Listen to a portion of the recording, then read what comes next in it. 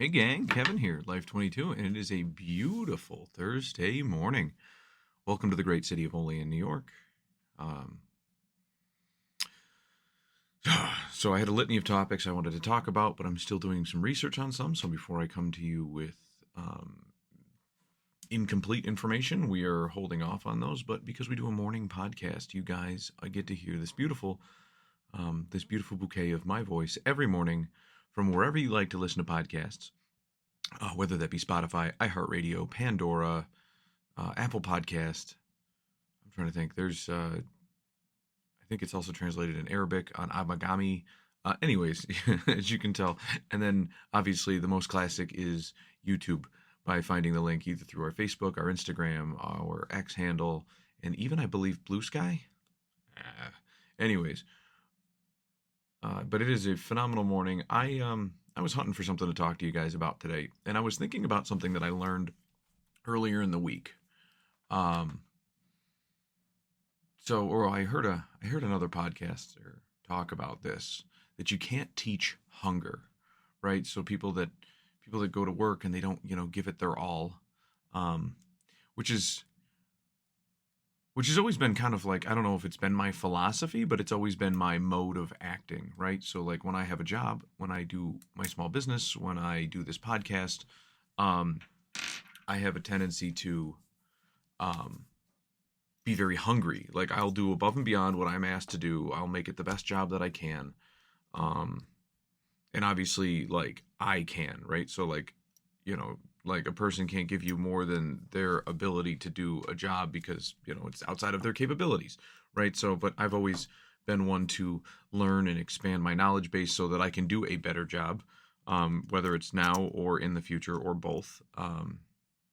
And so that's always been, just how I've kind of lived my life. And when I heard this podcaster talking about, like federal layoffs and uh, a bunch of other different things, it's like, man, it's like, oh no, you know what it was? Somebody wrote into his show and was talking about like looking for advice on like,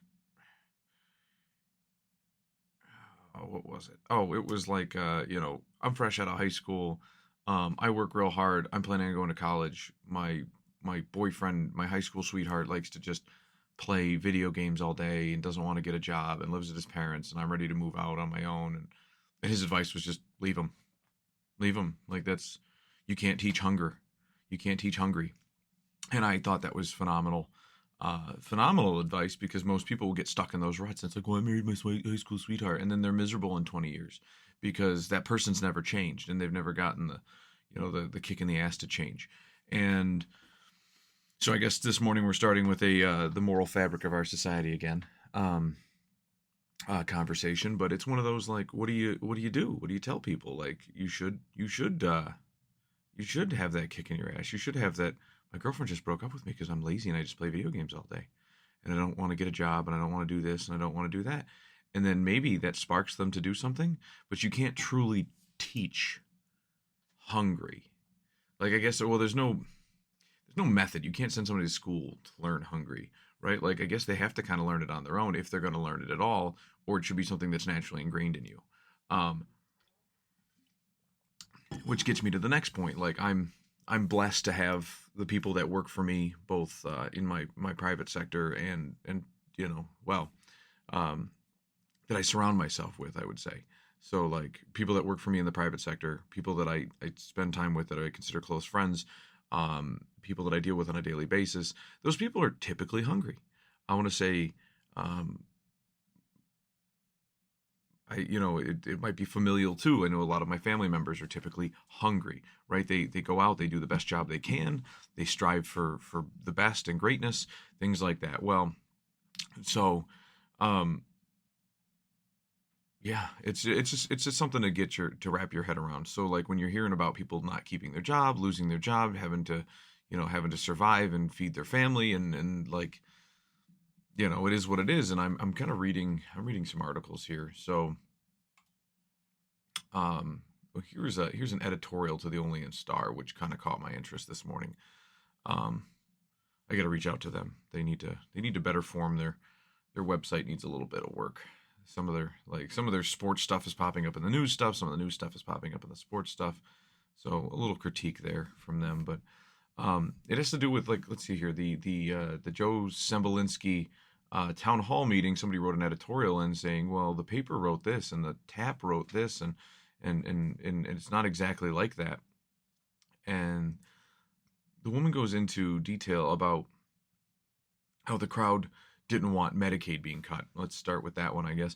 So here's the issue with cutting Medicaid or Medicare or any of these third rail political issues, right? Raising taxes, things like that. Well, the issue is nobody wants their taxes raised, right?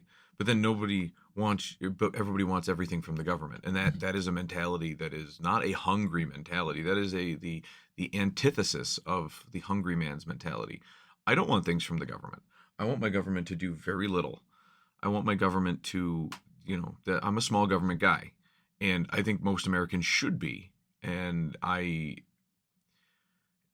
reason that most Americans aren't is because of this, like, it's ingrained in them in an early age that, like, they should feel differently. They should feel that the government should do everything. And there's been a mentality in the United States for many decades and then it's been being almost like kind of not taught in schools, but the mentality is wrapping around them with the fact that the school is, the Department of Education is a government-run entity. So, well, if you didn't have if the government wasn't providing stuff, you would not be educated. It's like, well, yes, but I'm sure we'll find our education somewhere else. But nobody ever poses the anti-argument to the government should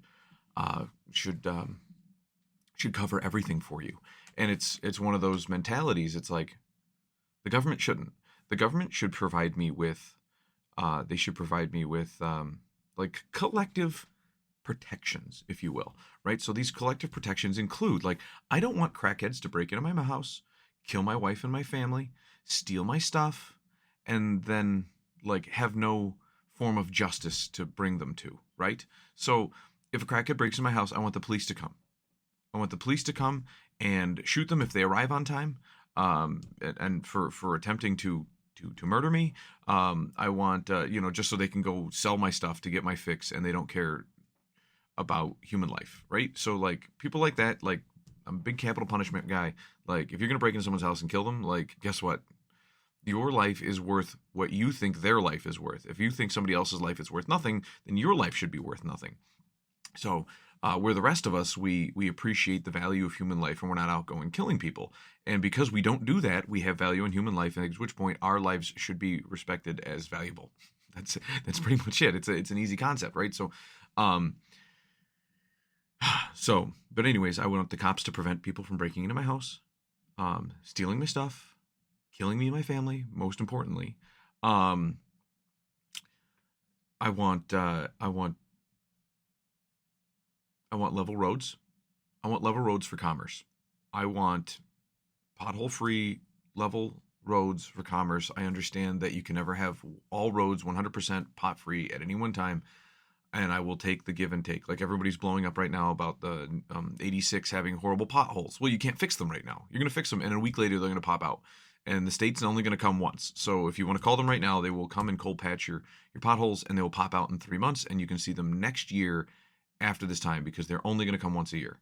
Like, they're like Santa Claus in how that they operate at the state level, and they have a lot of places to hit. So I understand why they only come once a year. So I would say, hey, listen, I want to be on your radar. So this spring, the problem is the state doesn't listen to your demands in terms of, like, your timing. So, like, if you say, I want you here now, or I want you here in 3 months, as soon as you start complaining, they may come. As soon as you start complaining, they may come 6 months later. You would hope they come 6 months later so they can actually patch the potholes when it's going to last for 1 to 3 years. But you're not gonna get, they could come tomorrow, and then they're gonna pop them, and they're gonna last for 3 months, and then they're not gonna come back for at least a year, at least a year. So that's the one downside to a lot of these different topics when you're talking about potholes, for example. But the idea is, I want police to protect me, to provide me with some protections, to safeguard me from other people infringing on my right to life, liberty, and the pursuit of happiness. I want very basic need on that, right? Like, the egregious ones. If my neighbor like estoppels my freedom of speech or my right to religion or to hang a sign up in front of my house, like I don't want the cops to go over and shoot them, right? Like I don't need any jurisdiction on that.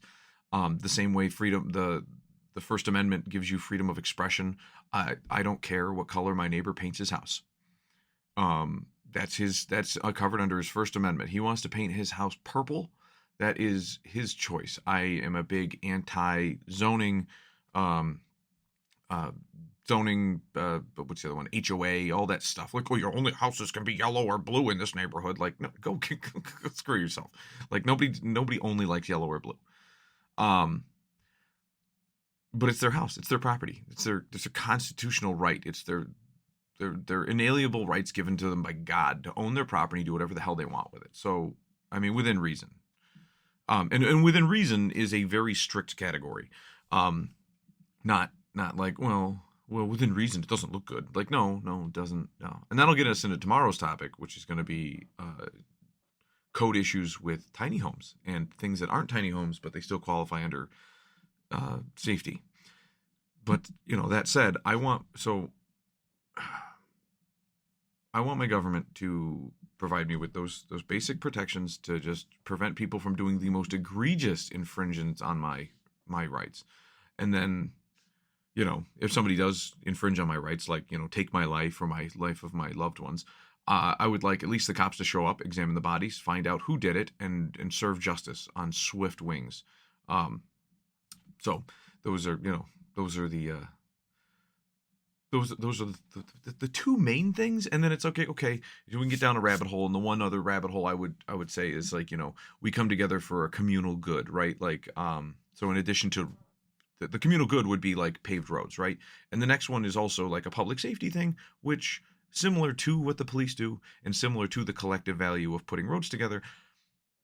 If a building catches on fire, I would like to have some sort of organization that will put the fire out. Whether that's the paid fire department in your city, whether that's a volunteer, and you collect money from me for taxes to pay for their equipment, what have you. I grew up in a small town in Connecticut. We had a volunteer fire department. Those guys did phenomenal. Every single one of them worked full-time jobs. They were very passionate about it, and they had a great knockdown rate. The city of Olean, I have no qualms with those guys. Those guys take a lot of trainings. It is their full-time job. So they're probably more trained than those volunteers are, because that's all they do all day. They're not like out working as a carpenter and then getting a beep, beep, beep, beep, and then they got to run and go to a fire call. And so like on nights and weekends, they're taking continuing education and continuing training. But those are like the three main things that I want my government to come together to do. That's it. I don't need them to like, well, here's a slight injustice from one person's perspective, and then the government needs to get involved. Because the more the government gets involved, the more, and we went over this yesterday, the more the government gets involved, the more they break things. The government likes to get involved. It's a horrible thing, because what happens is the government gets involved in something, and it's like taking aspirin or taking some drug, right? Oh, it's going to solve this problem you're having, but it's going to give you 3 more. And so what you can do is we can let the government handle those 3 more problems that they just caused, which usually going to the cause of the issue for asking the cause for the solution versus curbing the cause. So you can either deal with those 3 things caused by the one issue you want to handle, or you can have the government go and fix it. But every time the government does it, it creates 3 more problems. So now all of a sudden it's this Hydra effect, and you're never going to solve that because the government by design is inefficient. The government by design is a problem-causing method. It's like, hey, you want to solve one major problem. We can do that. We're going to cause 3 small problems. And then in order to solve 3 small problems, we're going to and everything is inefficient. So we solve this big problem at a 20% efficiency, right? Or 25%. And at a good day, 50%. A good day, right? And then you're going to go down the line, and every one of those little problems, you'll have a little solution that'll kind of solve the problem, and it costs you a ton of money because it's only 25% efficient. And then it causes 3 more problems amongst each one of them. So now all of a sudden you have this snowball. You don't want the government to do everything. It's like, okay, well then everything is going to have problems. Everything is going to be very inefficient. Everything is going to cost lots of money, and everybody is going to have so many problems. You're going to feel like you are going through chemotherapy because you're just like, oh my God, this is ridiculous. What is happening to me? So, but those are the things I want my government to do. Um, I was raised in a society that has a small form of socialism in it, right? These social programs that were put in place. So like Medicare, Medicaid, food stamps, things like that. Things that are designed to be temporary and pick people up by the bootstrap. Medicare, not so much. Um, so Medicare is people's. During the Great Depression, they were like, oh my God, or shortly thereafter, they were like, oh my God, we need to, um, well, during that time period, they were like, well, people can't save for their retirement. The government has to save for them. And the problem is we're asking the government to do something efficiently. And the government's not efficient at anything. They're very inefficient, both from a monetary standpoint and how they enact things. So governments are very inefficient. So if you want efficiency, how about you teach people how to be self-sufficient? As Theodore Roosevelt once said, the rugged individualist should be able to handle a lot of things. And that's where that hunger comes back in. If you are hungry, you don't need the government to save for your future. Or if you taught people how to save for their future, well, if you take the same amount of money you would have put into Medicare, then, and there's a great PragerU video on that. I will look it up and include it in the description below on the YouTube or on the Transistor description. It is phenomenal, and it's a 5-minute video, and it just explains to you how you invest your money and how by the time you retire, you don't have to worry about increases in your monthly payments because you have well more than the government ever gave you. And it's not the government's to manage, it's yours. The issue is that people won't do it. Well, if people won't do it, if people are too stupid to take care of themselves, I don't have the money, I don't want to, I want to spend it on this video game, I want to spend it on drugs, I want to spend it on cigarettes and booze. Well, guess what? That's your own damn fault. That's your own damn fault. You shouldn't put that on me. You shouldn't put that on me to take care of you because you did something stupid. So, like, oh, I didn't save for the future. Somebody has to come help me. Like, nobody has to come help you.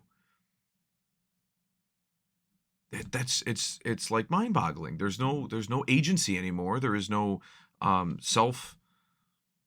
there's no self-responsibility. There's no responsibility for anybody. Like the government's going to take care of me. Like, no. The government has, like I just named it. Those are the 3 things the government's really supposed to be doing. It's supposed to be collabing on those 3 things. And those things cost money, so they have to have a little tax division so they can come collect property taxes. But then for us to be like, well, collectively we want to save money for Ukraine. No.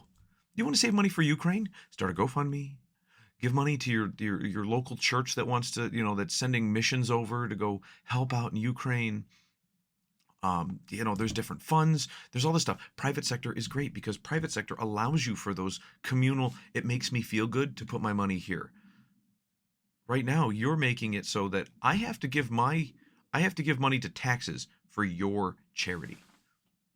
That's the issue. Like, if you want to put money into that charity, you put your money into that charity. Well, we wouldn't have enough for that charity. Well, that's not our problem. If it's something that you want to sponsor, then you better go drum up some more donations, not me. You're not going to forcibly take it out of my pocket, and then I become a criminal if I don't pay those taxes to go to your project. That's the ridiculous part. That's the part where you're using my government and weaponizing it against me for your little pet projects. That's the issue. That is a big issue, and that doesn't teach hunger. It doesn't teach hunger. It's another thing. Like, it's not being hungry. That's you making the government do something that you should be doing. If it's a problem for you, it's your problem. If you want to do it, it's your problem. Like, you can't make other people do it. By making other people do it, they're going to be sick and tired of it. They're going to be angry. There's going to be divisiveness. That's why the nation is split right now, because there's all these people using the government as one way or another for ideology and views. And it's like, no, the government's supposed to be like nonpartisan and just right here. And it's supposed to handle these 3 minor things. And if you want to do something, then you go do it. You start a non-for-profit for whatever little cause you have or whatever. The same with, so here's where it comes into Medicaid. So this woman's talking about Medicaid. And what about the cuts for Medicaid? And Sempolinski, um, his first, let's see here. He explained that, our area shouldn't be reliant on Medicaid and food stamps. Like, you should not be reliant on it. You lose your job and you're struggling to make ends meet while you find a new job, right? Let's say it was for non-just causes. Your boss, the company went under. It wasn't anything you did wrong. You weren't like caught stealing, and you know what I mean. Like you're an okay regular dude. You lost your job. You got to pay for your family, whatever, and you're on unemployment for like a couple weeks while you're trying to find a new job, and because you don't have the same income source, you have to, and you don't have the insurance from your previous employer, you go on Medicaid and you go on food stamps, and you're on it for like 6 months most, right? As you find a new job and you get on it. You like and then you get off of it. You're on it, and then you find a new job and you get your new employer's insurance if they have it, or you're insured. And that's where the other issue is, like, everyone's like, oh, your employer has to include insurance. Like, no, they don't. They shouldn't have to. They shouldn't have to. And we'll get into a medical insurance thing later date, because I could go on for 2 hours on medical insurance. The issue with the employer is that, like, you can't, you shouldn't have to force them to do anything. If they're going to pay you more money, they don't include your insurance. If they pay you less money, but they're employing you, with, and giving you a good, a decent wage, but they've subtracted what other employers are paying because they're giving you, insurance or better insurance or whatever. And then that's part of the happy medium. People can't just sit there and be like, well, my wage has to be this and I have to have free insurance. Like, okay, well, you being greedy, your greed has nothing to do with what the fair and economic capitalistic process is here. Like, that's it. Like, if this is what things are going for, that's what they're going for. Like, you just have to eat it. Sorry. But anyways, in the meantime, our area is reliant on it. Majority of the people in this area are on those, and it's like, okay, so either you're,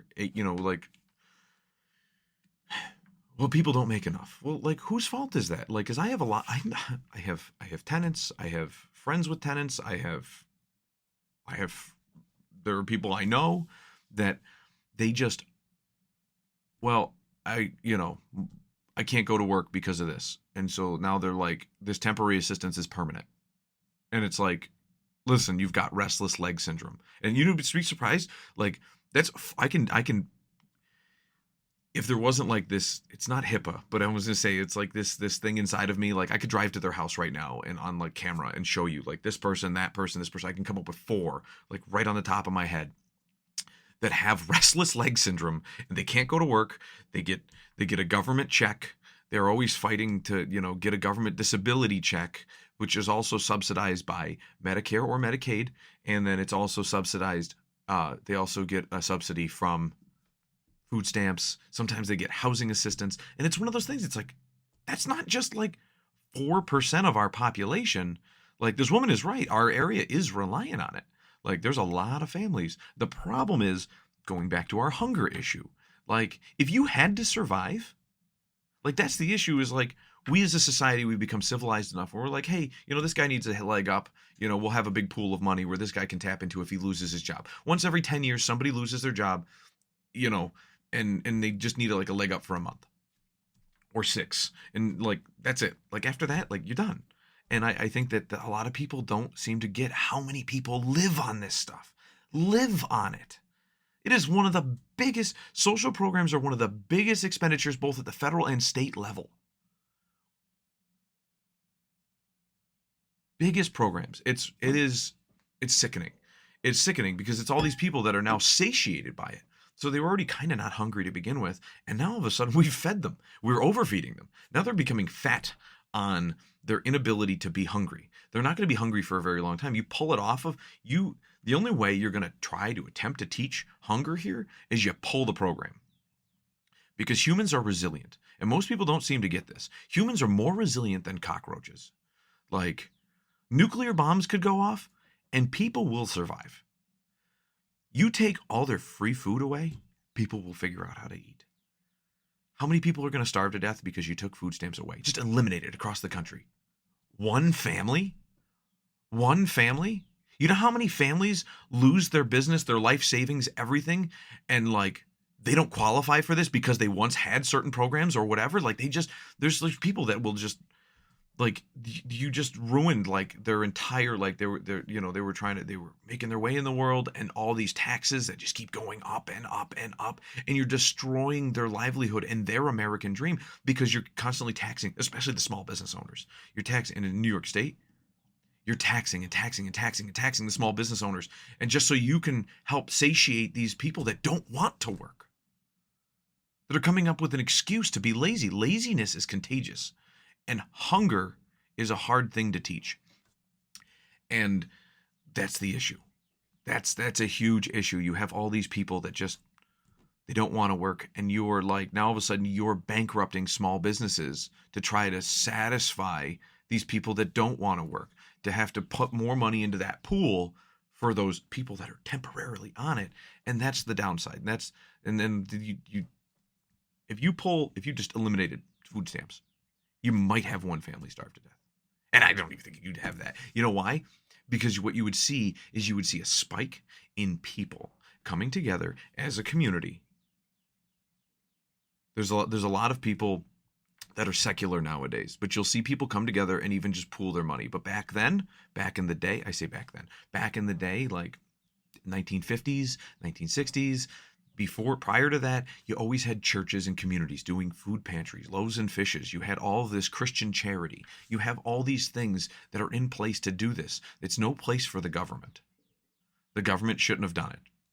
So if somebody is going to starve to death, they can go down to the local church, and I'm sure they'll find it. I'm sure that and so when I say maybe one family, maybe that's like they were driving and they got hit by another car, right? Like, and they died on their way to go get food. So yes, if you did the autopsy, it'd be like a COVID thing, right? Like, oh, they're starving. Well, they starved to death. Like, no, he had a migraine because he hadn't eaten in like 4 hours. Like, we have third world countries on this planet that like they haven't eaten in weeks, and they might not eat it again for 2 more weeks if they, you know what I mean? From today, like it's mind blowing. Like, oh, people are gonna starve to death because they haven't had 5 meals today. Like, bro, really? This is what we're talking about? Like, so my biggest concern is like Joe Sempolinski's right here. Like, oh, his response was, we shouldn't be relying on it. Like, screw you. The government has to take care of everything. Like, your disdain for him to think that people should be on food stamps and Medicaid and all that other stuff. No, the government is not supposed to take care of you. That is the rule. Like if let's have a rule. Let's have a word that takes for something that like takes care of like 3 basic things that people need and nothing else, and should never be expanded. What would the founding fathers call it? The government. The government. It's almost like that's the definition of the word. Like, I'm sorry that the founding fathers, when they were like writing to Sir Webster, when they were like, we're having this thing called the government, and we're gonna only cover police and some community things like, fire. We'll take some of our tax dollars and buy, a fire wagon at the time, right? Like a horse-drawn fire wagon. And we're going to we're going to fix some of the roads, but we're going to do it at local levels only and have a little bit of federal money so that we can maintain the courthouse where we all meet, once every 4th of July to modify some documents here and there. And yeah. So I'm sorry, in there they said like, we will not cover food stamps, we will not be your religion, anyway, sorry, that irks me. And then, so let's see here, the deficit, the crowd quickly responded, the cutting national debt, taxing the rich. I'm going to kind of button that. So like I said, I didn't have a lot to talk about, but I guess as soon as I start talking, it happens. They quip back at like, well, you want to cut federal spending? Then you need to get more taxes. Like, what? Your article is not making sense to me. Like, well, they need to cut your first response should be taxing billionaires. And the crowd roared. Like, the crowd roared. This is like an article I saw or a post on Facebook the other day I saw from the Olean Star that said dozens of people showed up to protest Nick Langworthy's office for his support of Trump and Doge, and it's like there's like 10 to 11 people out front. It's not even a dozen. So dozens, like plural. It was like it's it was it's one of those things, and it's like I don't know. But their response is like to fix the government, you need to tax the billionaires. It's so I pulled this up. So, and this is something that is like that nobody wants to ever talk about. And then you talk about it and people are like, wow, it's not real. Really? So, do you know how games like Monopoly work? Like, it's a zero sum game. Like, the longer you play the game, eventually you just have one winner. And the issue is with our economy, in capitalism, is that you don't live long enough to ever have the game of Monopoly. Like, just like when you're playing Monopoly and you're just tired of playing, you're just like, or you're playing hands of poker one after another, and you're just like, I just want to be done. And you have like both sides just making bad decisions just so they can get out. That's kind of human beings in that, like, sometimes you play the game, and that's always our game. Like, you're never gonna have it where somebody is just like has all the money, right? Because that person will either be dead, because the life expectancy of them, them having all the money and nobody else having any money would be there'd be a series of circumstances that would make that impossible. But then even if that was plausible over statistically, the life expectancy of the average human being could never achieve that, right? So it would have to be like familial wealth, right? So the wealth of your family. But even then, there are different things, different modalities, different like mentalities that come from first generation, second generation business owners, investors, whatever. So you usually don't ever really have that. So like the first topic was always inequality, and how there's an inequality of wealth. Yes. In that, people keep using this term inequality like it's a bad thing. Like, inequality just means things aren't equal, right? Like, equal doesn't always have to be a good thing. Like, there's an inequality between criminals and law enforcement. Like,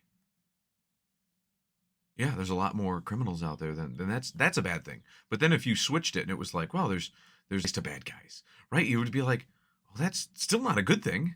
And it's like, well, what if there was like, more good guys than bad guys, right? Like, well, that's better, So like, inequality is just a term. It just means that things aren't equal. So there's and it's true that there is an inequality of wealth at the top. You wouldn't have rich people if there was equality. Equality means that everybody has the same amount of money. And then if money's not moving, the economy falls apart. So you can't have equality, because absolute equality means that everybody has the same exact money at every moment of the day. And so, like, money's never changing hands. And then it's like, well, then just get rid of money. Get rid of money, but then you're also going to have no incentive program either to make people do things. Like, you have to have incentives. There's always incentives. Biologically, people have incentives built into them. But yeah, so I mean, it talks about, let's see here. Low earners might pay 10 to 15% of income taxes. 10 to 15% of income taxes. So that's their tax percentage rate. Middle earners. So it's talking about our progressive tax system. So, if you're making a, minimal threshold, you're going to pay 20 to 25%. If you're in the top 1%, you're paying 35 to 40% of your stuff, your money, into the government. So the math and how the 1% pay the majority is, if your population, this is a hypothetical situation. So if you have 1 million people, the population of 1 million, and total tax revenue is $2 trillion. The top 1%, so 1 million people, earn 1.5 trillion. So they're earning majority of the money. And that's because of good decisions and investments and education. So if you had a better education system, you'd have more people that are educated. You wouldn't have New York State at 72% literacy rate, which is phenomenally low. We should have like a 95% literacy rate. Like, it's not unachievable. They pay 37% tax at that, which is $555 billion. The bottom 99% would earn,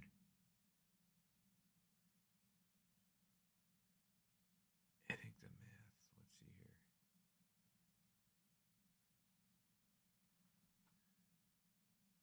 They're 1.5. Okay.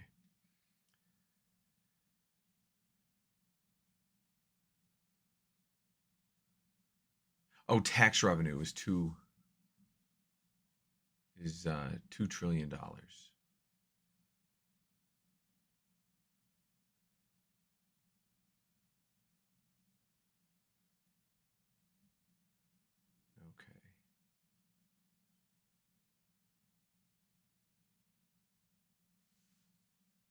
Anyways, sorry.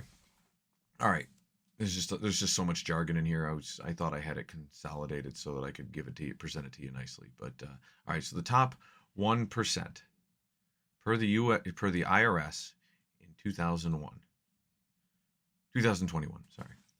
The top 1% pays 42.3% of the federal taxes. The top 10% pays 74.3%. The bottom 50% pay just 2.3%. And then that's often offset by earned income taxes. So, out of all the people making money in the United States, the people that are making 50%, like 50% of America, the bottom 50%, are paying 2.3%. And so and then there's a gap in between, right? So which is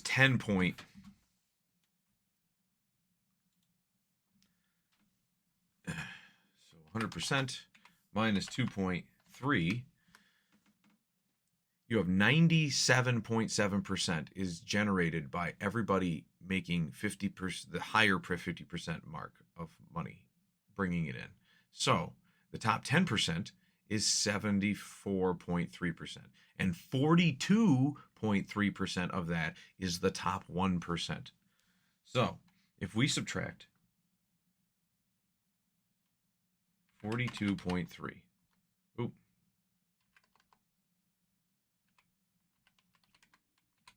42.3 from that 97.7. Taking the 1% out, the part between 50 and up to 99 is 55% of the taxes. Okay? So 32. So there's 32% in that last 9%. So to bring it to the margin between 50 and 90, so minus 32% is 23%. 23 and a quarter. And then everybody below that is 2.3. So when you have people in Olean, majority of which are in the lower 50%, they pay 2.3. And then it's also offset. So whatever they pay in is really offset by earned income taxes. So that's not like it's 2.3% already offset. No, it's 2.3%, then it gets offset again. So they're paying even less than that because they're taking other tax money to give the money back in earned income credits and things like that.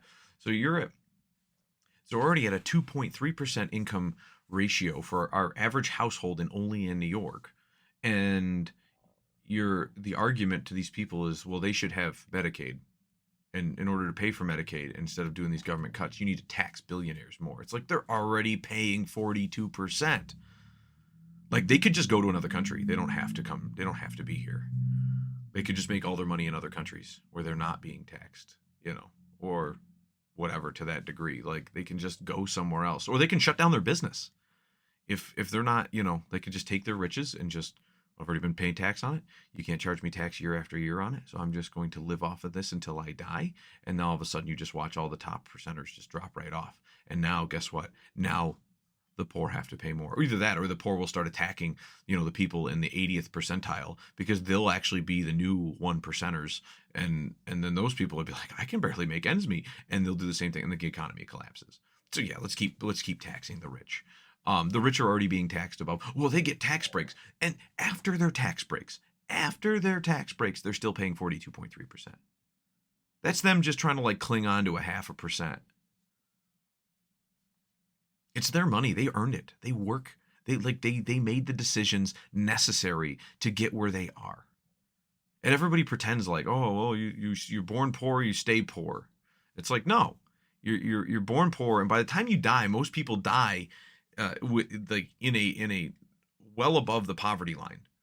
So even if you were born at the lowest of lows in the poverty line, and you work your way up and you earn money, you still end up like there's, based on age, people, and like not everybody is just this little old lady who can't afford to fix her roof and lives in some little town like city like Olean, and it's just I don't know. I could go down a rabbit hole for days on this stuff, but we're already 40 minutes into this podcast, and I'm sure most of you are